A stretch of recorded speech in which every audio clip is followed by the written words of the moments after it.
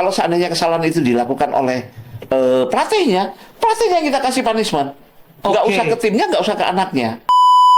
Mama Hevi, aku sakit hati sama orang itu. Mau tak laporno di Polda, mau tak laporno gini. Jadi saya kadang-kadang juga.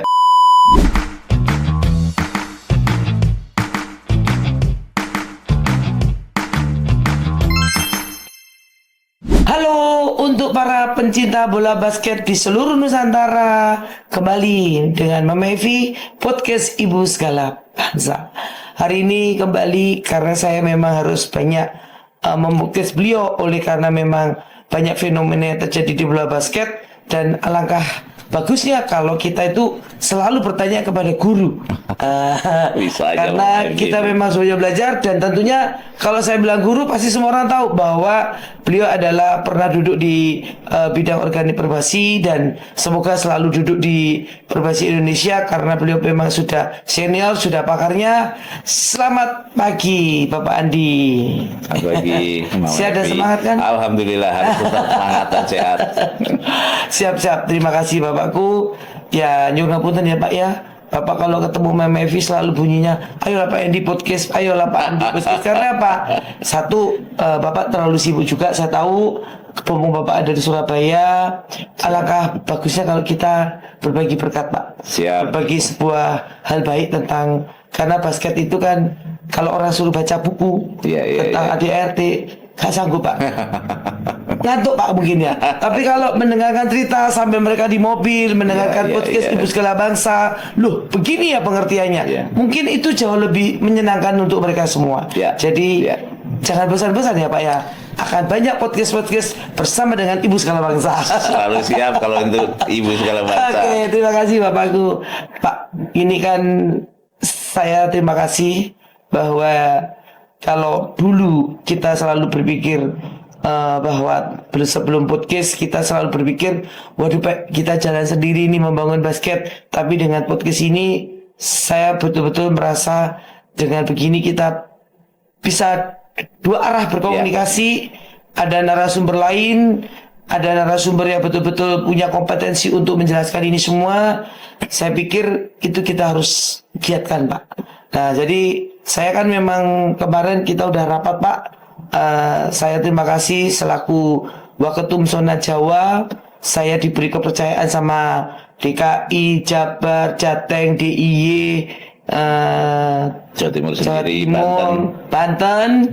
Diberi kepercayaan bahwa Mama Evi kita dukung dan kita kampanyekan sekarang bahwa di zona Jawa khususnya itu kita sudah punya satu kata sepakat bahwa kita tidak melegalkan atau mengiyakan yang namanya copot-copot pemain. Tapi lebih kepada pembinaan klub itu kita fokuskan. Kita memang hari ini kita harus mulai Pak. Mulai membina klub. Kita tidak, misalnya kayak gini, contohnya kemarin akan ada kejuaraan Jurnas antar klub ya, kita akan kembalikan ke klub itu sendiri. Kita tidak boleh ibaratnya klub A supaya menang di Jurnas saya ambil klub B. Berarti kan ini sudah satu, kita udah bohong Pak. Artinya nggak sesuai dengan format. Kalau klub A ya klub A kan Pak. Jadi supaya yang lain-lain anak-anak juga lebih jelas, kamu klub apa sih? Klub A kan? Ya. Jadi dengan kesepakatan itu, cuma saya takutnya ini juga akan ada pro dan kontra dalam arti, waduh Mama Evi kok nggak mendukung kita mau pinter. Ketika kita di daerah kurang jam terbang, saya kan berhak untuk ke kota besar Pak. Kan ini kan semua hal kebijakan itu pasti akan ada pro dan kontra. Ketika kita berpikir sekarang semuanya itu buat saya adalah berpikir sebuah kadar. Kalau hal ini baik secara kadar baiknya banyak, saya akan ambil Pak. Karena ini memang tujuannya untuk Indonesia ke depan. Tapi saya juga harus bisa menjawab supaya memberikan pengertian kepada yang lain, khususnya di daerah-daerah yang merasa jam terbangnya kurang. Saya ini kan kalau diambil sama Surabaya terus mewakili, ini kan saya berarti jam terbang banyak Mama Evi. Dan ketika itu disampaikan, sebetulnya saya sedih Pak. Tapi bukan berarti kalau kita ingin membuat anak kita di daerah bahagia terus kita harus menyalahi aturan kan enggak Pak. Nah itu gimana Pak? Baik Mama Evi, ini masalah atau pertanyaan yang PR-nya berat ya? Menarik. Kalau menurut saya sih menarik. Jadi bukan Saya pikir menarik. berat. Enggak. Kalau menurut saya ini lebih menarik ya Mama Evi ya. Ya. Karena bagaimanapun juga apa yang dikatakan oleh Mama Evi itu ibaratnya di bola basket itu tiap hari pasti akan kita temui masalah-masalah seperti itu. Betul. Ya, Betul. karena bagaimanapun juga kadang-kadang persepsi dari pelatih, atlet sendiri, orang tua, mungkin ada manajemen dan sebagainya. Betul. Itu kan karena beda-beda. Beda kepentingan dulu, Pak. Betul, beda-beda. Ah. Tapi bagaimanapun juga yang perlu diingat bahwa kalau seandainya jalurnya itu adalah jalur prestasi, tetap ada aturan yang mengaturnya. Iya. Kalau enggak, nanti bisa liar semua, kan? Bisa Oke, liar kan. setuju. Nah udah, akhirnya tidak akan tercapai goal yang kita inginkan. Jadi sebetulnya begini ya, Mama Evi, kaitannya dengan tadi ada tanggapan bahwa jam terbang itu bisa kita tambah atau kita bisa intensifkan, bukan berarti dengan dia berpindah-pindah klub, berpindah-pindah klub atau bahkan pindah kabupaten kota dan sebagainya. Iya. Ini justru yang harus kita pikirkan bersama-sama. Iya. Artinya dari institusi organisasinya, Perbasi, mungkin dari klubnya sendiri, mungkin dari aspek yang menunjang karena mungkin usia atlet-atletnya masih rendah, atau maksud saya masih kecil, ya dari unsur orang tua. Ini bagaimana supaya semuanya tercapai. Bisa aja kita bukan hanya jalur klub, tapi bisa juga jalur sekolah. Bisa juga kita dengan yang namanya single event atau multi event. Artinya memang kewajiban dari Perbasi untuk bisa menaikkan kompetisi, menaikkan kegiatan yang akhirnya menambah jam terbang si atlet. Nah gitu. Ya, jadi, bukan dia hanya latihan aja, tetapi tidak ada kegiatan-kegiatan yang bersifat bisa menimbulkan evaluasi. Perbasi dengan adanya seperti ini menjadi berpikirnya bukan berpikir bagaimana membiarkan mereka pindah, Betul. tapi kita sama-sama koreksi untuk ayo kita bikin event yang lain, antar kecamatan atau antar sekolah atau antar ini antar itu kan. Nah sekarang jawabannya begini Pak, ketika lu Mama Evi nggak ada yang nggak mau bikin kompetisi, mau aja, tapi nggak ada uang. Sampai kemarin pun saya pun juga gara-gara tertekan dalam sebuah pertanyaan, oh iya bener ya kalian nggak punya uang ya, tapi sekarang ada event kok 3x3 itu juga nggak susah, bahkan saya udah evaluasi setiap kali teman-teman minta rekom saya 3x3 pasti untung loh Pak, minim 5 juta Pak. Nah, kan artinya dengan kemajuan bola basket ini nggak ketang misalnya dibikin perlombaan yang ada biaya, sebetulnya kita jangan menyerah di situ kan Pak. Saya setuju. Jadi intinya jadi kita sekarang itu lebih akan mengarahkan sebuah edukasi untuk tidak menyerah dengan cara yang salah, tapi kita akan berjuang dengan cara yang lebih benar kan Pak. Itu dari sisi di mana alasan jam terbang. Tapi kalau misalnya bukan jam terbang Pak, karena namanya alasan itu kan banyak ya Pak ya. Jadi kalau kita ngomong alasan, nggak apa-apa Pak. Bapak saya kasih pertanyaannya banyak supaya mungkin banyak dari orang tua. Loh Mama Evi bukan jam terbang aja, tetapi juga ya karena kalau di kota besar itu kan fasilitasnya enak. Itu gimana Pak? Begini kalau menurut saya Mama Evi ya, seorang atlet itu bukan semerta-merta dia lahir dalam suatu proses dengan fasilitas yang maksimal. Banyak sekali atlet dari daerah-daerah yang kalau kita lihat justru fasilitasnya sangat minim. Artinya banyak orang sukses itu kan berangkatnya dengan tekanan yang kekurangan ya, bukan kelebihan ya. Cuma mungkin itu sering orang tua lupakan Pak. Ya itu makanya. Jadi itu yang makanya harus hati-hati untuk harus hati-hati bahwa bola basket itu jangan terus kita identikan dengan yang kota-kota yang besar-besar yang sudah mempunyai lapangan fasilitas atau fasilitas yang sangat bagus sekali. Enggak. Ada beberapa pemain itu justru berasal dari kabupaten kota yang fasilitasnya enggak maksimal. Tapi karena memang dia mempunyai talenta dan dia berkeinginan sungguh-sungguh, nah itu yang penting kalau menurut saya. Jadi makanya kita harus hati-hati. Dalam arti apa? Kita jangan malah membuat image bahwa olahraga basketnya adalah olahraga mahal. Jangan. Nah, karena apa? Karena masyarakat kita banyak dan mungkin hampir 60% itu di kelas menengah ke bawah. Nah, gitu. Justru kita menggali di semua tingkatan, baik yang di atas, menengah maupun yang di bawah, sehingga basket bisa menjadi olahraga yang favorit dari atas sampai ke bawah. Betul. Nah, gitu. Bahkan saya juga kemarin dengar bahwa istilahnya kan dibikin juga basket for good, istilahnya Betul. simple thing ya kan. Betul. Yang penting kita tuh berharap dari basket kita bisa membugarkan anak bangsa. Ya, saya menarik sedikit karena Mama Evi sudah mengatakan Basket for ada Good. Program FIBA yang namanya Iya. Basket for Good. Iya. Itu sedang saya kerjakan. Oh, Nah, oke. itu nanti kami akan melaksanakan pada tanggal 7 Mei. Oke. Ya, di daerah Yogyakarta. Di Yogyakarta saya tidak mengambil di kota Yogyakarta. Iya. Saya tidak mengambil di Kabupaten Sleman. Yang justru saya lengkap tidak fasilitas, betul, saya tidak yang ambil di lengkap. Kabupaten Bantul, tidak. Oke. Saya justru ambil di kabupaten yang dari 5 kabupaten kota yang ada di DIY, dia prestasi basketnya paling rendah. Iya. Nah, justru Karena itu. saya dengarnya basket for good ini Ya. malah akan ada di tempat yang kekurangan. Betul. Oke. Jadi istilah bukan kekurangan. Jadi perlu kita gali. Artinya ya perlu kita Ya. gali dan artinya fasilitas yang Betul, dimaksud kekurangan iya, itu iya. fasilitasnya tuh minim. Minim. Begitu. Ya, Tidak sesuai dengan betul. kalau basket kan standar FIBA gini enggak. Itu basket for good. Ya. Ya Pak Andi, sekarang masalahnya yaitu tadi bahwa apa mungkin karena semuanya harus sekarang ini kayak ada semacam itu ya cara berpikir yang instan, yang cepat. Oh kalau cepat gua harus begini, gua nggak malah berpikir bagaimana menggali yang ada. Ya, ya itu kadang-kadang Mama Evi. Jadi yang namanya prestasi itu proses. Ya, seorang pemain nasional itu tidak mungkin dia hanya bisa puas berlatih hanya 7 kali dalam seminggu. Padahal kita tahu hari itu cuma 7 kali. Iya. Kenapa kok latihannya bisa lebih? Nggak cukup dengan 7 hari. Nah gitu. Bahkan untuk beberapa pemain internasional dia mungkin ada sekitar bahkan 14 kali atau bahkan lebih seminggunya. Ya. Karena dia memang intensif secara maksimal. Yang perlu diperhatikan adalah tentang niat dia untuk Niat. kesungguh-sungguhan. Saya Nah, lebih itu. suka dengan kata-kata Bapak niat karena saya begitu Bapak bilang niat, saya ingat pemain kita di Jawa Timur yang namanya Bonfil itu bukan dari Surabaya lahirnya, dari kota, istilahnya dari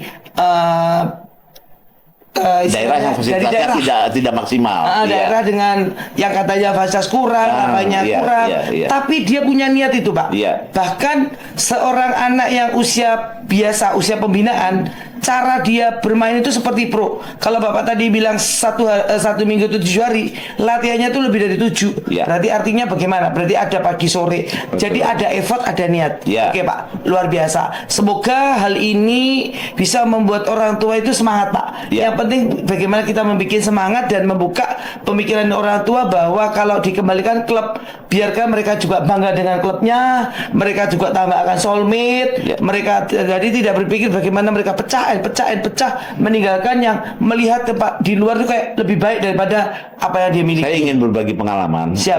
Mama Evi. Jadi kemarin pada waktu PON Aceh Sumut, alhamdulillah kan 3x3 putrinya DIY mendapat medali emas. Mas. Ya, dari 4 pemain ini yang ada di Jogja itu hanya 1.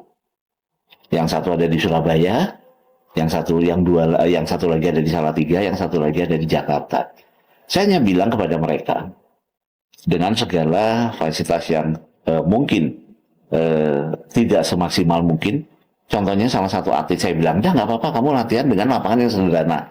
Kamu sehari shoot 200 kali." Saya bilang gitu. Kan kalau shoot 200 kali itu nggak perlu garis luar. Yang penting ono ring, ono bal ada dirimu. Ya. Ambil mau 3 meter, mau 2 meter, mau 5 Ya. meter, mau 10 meter. Ya. Nah, kamu intensif aja latihan. Ya. Akurasi ya. Akurasi dan sebagainya. Ya. Begitu nanti dari hari ke hari bahwa akurasi tembakan kamu semakin meningkat.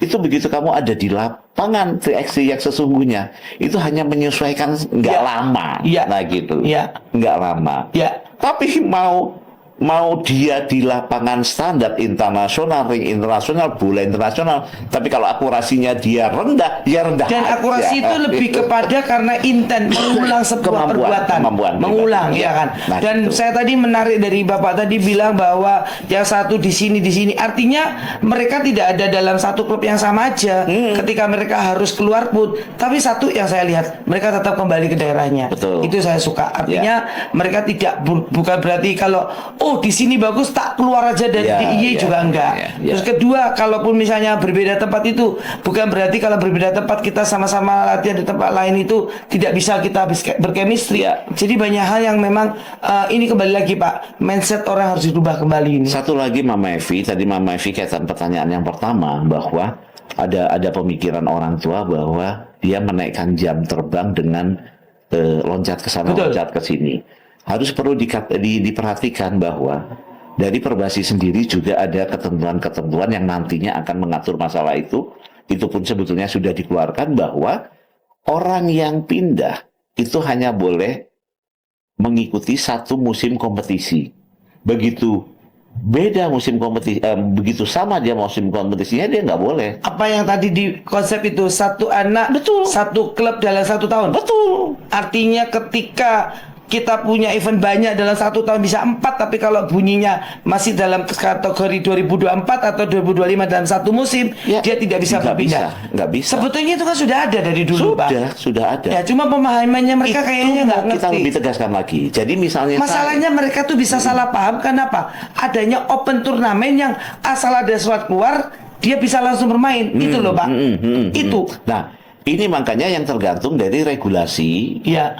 Yang dikeluarkan oleh dari Perbasi setempat atau yang bikin event misalnya. Nah, yang bikin event itu kan dia minta rekomendasi. Betul. Nah, minta rekomendasi itu kan dia harus melakukan syarat-syarat ke Perbasi. Oke, berarti di dalam rekomendasi kita sebutkan bahwa bermain tidak boleh dengan aturannya anak yang berpindah klub yang minimal sekian tahun, maksudnya kayak gitu. Nah, kemarin kita nggak usah nyebutkan PK-PK-nya kan Pak, bahwa ketika itu sudah disampaikan loh Pak, sudah disampaikan, diumumkan sampai di podcastnya Mama Evi pun, sampai di IG-nya Mama Evi disampaikan bahwa jurkot tidak boleh, apalagi antar klub, pokok berbunyi antar klub di Provinsi Jawa Timur itu tidak kita perkenankan adanya cuma pemain atau pemain bon-bonan, pinjam pemain, dan akhirnya yang saya tahu ketua umumnya juga menjalankan, dan di dalam pertandingan disebutkan di TM disebutkan, cuma di TM itu salahnya adalah begini Bapak disebutkannya.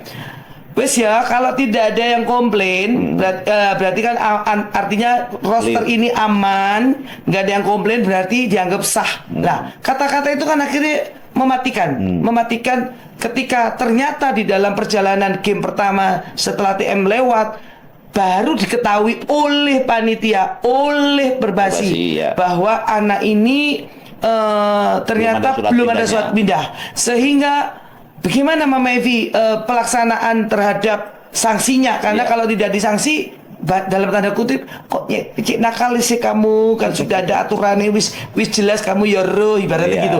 Sedangkan anak kalau tidak ada surat keluar, nggak mungkin loh coachnya nggak tahu, nggak mungkin loh kalau klubnya nggak tahu, tuh nggak mungkin, karena dia tahu kemarin anaknya main di mana, sekarang main di mana. Nah itu bagaimana Pak? Apakah boleh seorang ketua, karena di dalam pertandingan itu mereka kadang-kadang tidak berpikir akan ada seperti itu, karena kita sudah sering ngomong bahwa basket adalah itikat baik. Tapi apabila terjadi itu gimana Pak? Pertanyaan kepada saya adalah, boleh nggak Mama Evi saya diskualifikasi timnya? Itu monggo Pak. Oke, baik. Kalau saya mendiskualifikasi tim itu merupakan suatu punishment yang tidak salah. Tetapi yang perlu kita ingat bahwa kita coba mengupas dulu kesalahan-kesalahan itu apakah dibuat oleh satu tim, atau enggak. Itu yang kita harus bijaksana. Artinya kolaborasi kejahatan, konspirasi, baru boleh satu tim. Silakan kalau gitu. Tapi kalau jadi artinya diskualifikasi itu boleh apabila memang pelakunya berjamaah. Menurut saya kita kupas. Jadi kita harus bijak ya. Harus bijaksana, sehingga kita untuk yang berbuat salah ya kita punishment. Tapi untuk yang tidak berbuat salah, ya kita coba memberi kesempatan. Nah gitu, karena bagaimanapun juga ada kesalahan-kesalahan itu memang dilakukan oleh satu tim, tapi ada kesalahan-kesalahan itu hanya dilakukan oleh satu atau dua orang tertentu ya. Nah itu yang kita, bahkan kalau seandainya kesalahan itu dilakukan oleh pelatihnya kita kasih punishment.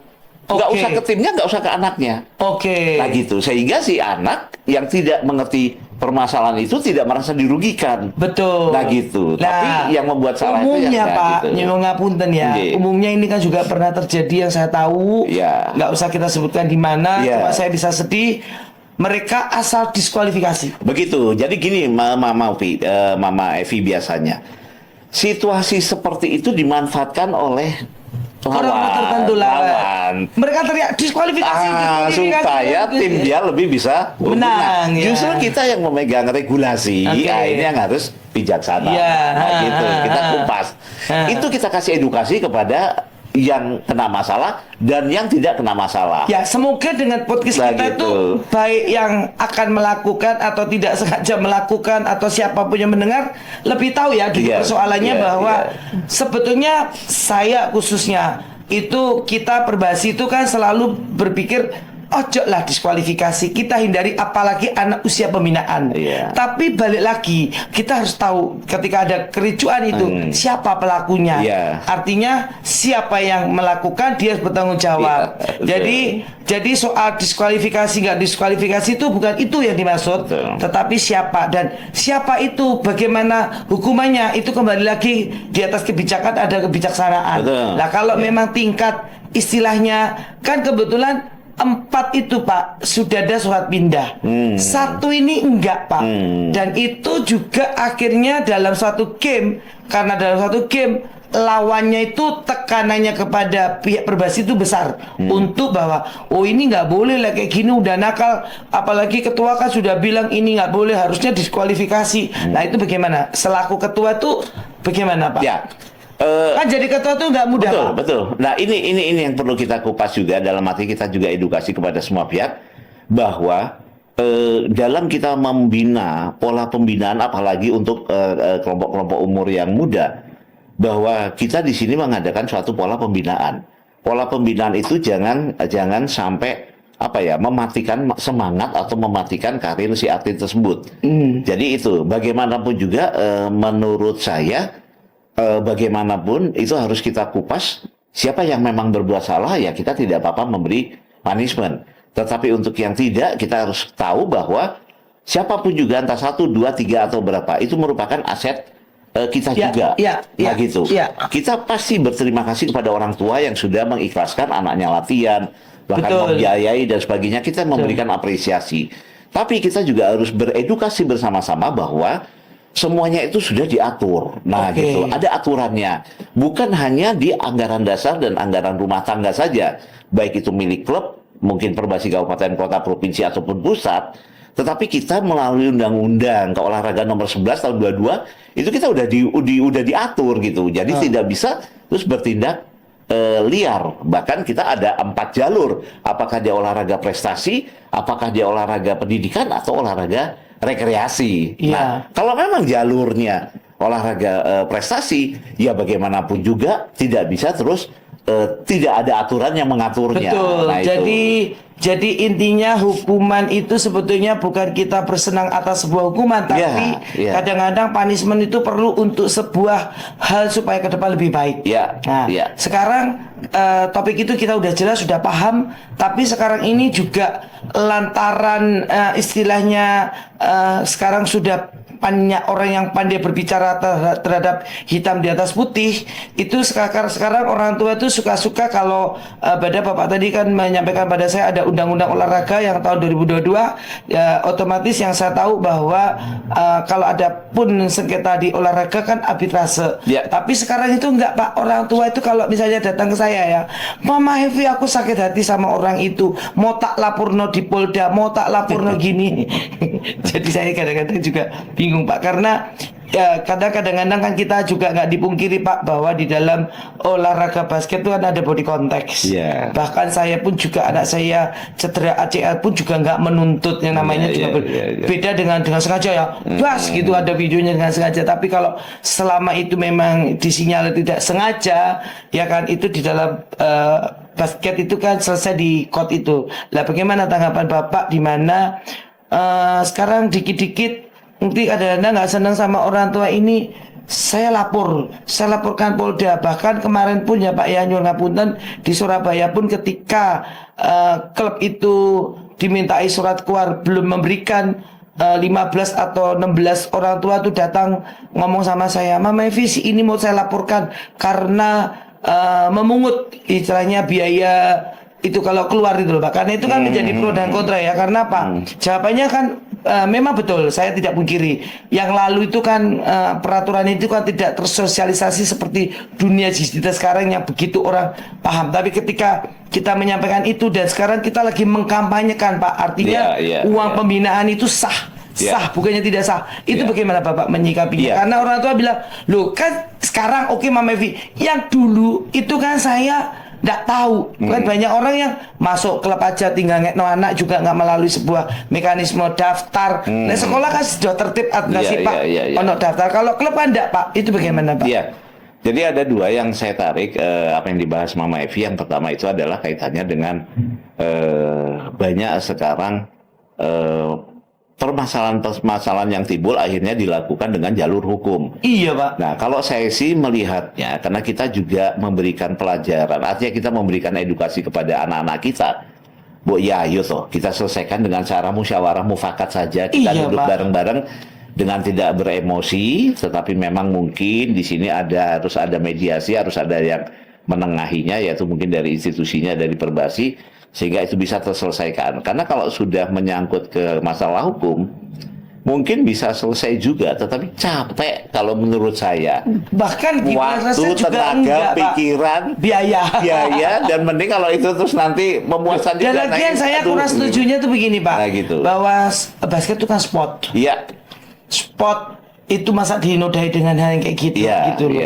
Kita kumpul sport ini kan tujuannya mau sehat, ya kan. Kalau memang ada salah paham, namanya orang kumpul 1-2 kumpul bisa, tapi itu pun juga udah diatur kan oleh undang-undang keolahragaan, gitu Pak. Jadi edukasi seperti ini tuh memang perlu Pak, supaya saya ini sampai kita itu ternyata membangun basket itu nggak cukup hanya keliling Jawa Timur, keliling ataupun nanti sampai sini keliling zona Jawa, gitu aja nggak cukup Pak.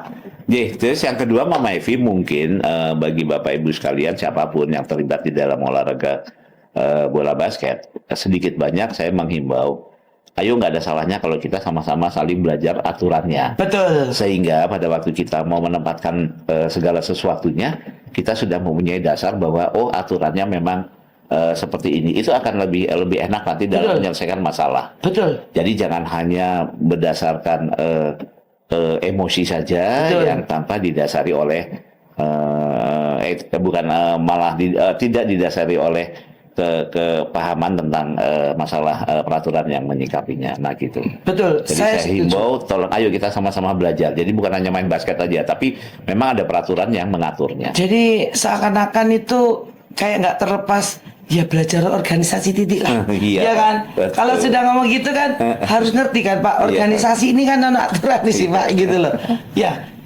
Jadi memang saya tahu bahwa ya walaupun mungkin ya saya tetap hanya bisa berharap Pak, setiap hal yang kemarin salah kita bisa menghentikan di podcast ini untuk menjadi sebuah hal yang pengetahuan yang baik, yang memang ini berarti memang harus begitu Mama Evi. Dan ketika tahu kita ada, karena kalau saya sudah ngomong faktor X yang memang mengganggu, ya saya udah nggak bisa dibahas Pak. Kalau orang bahasanya gini Pak, lewong ruwet ya beda lagi kita bicara.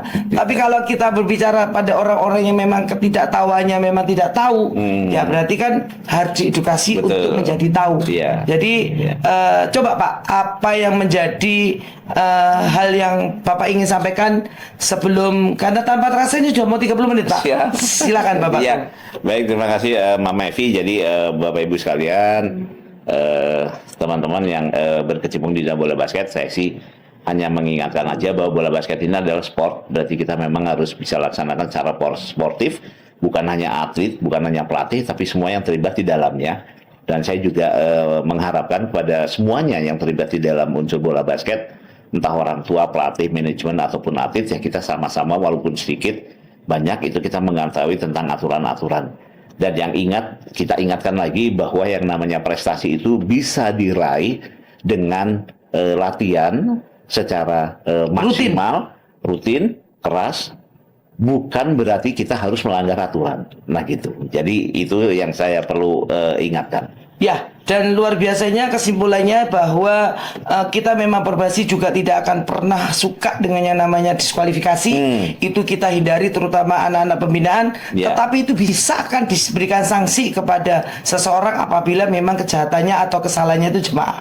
Artinya janganlah seseorang itu membuat orang lain itu harus geram. Kalau memang kita bisa melakukan hal baik, ayo kita bangun basket Indonesia menjadi lebih baik dengan kita menonton terus podcast Ibu Segala Bangsa. Salam semangat untuk basket Indonesia. Salam sarangnya dari Mama Evi.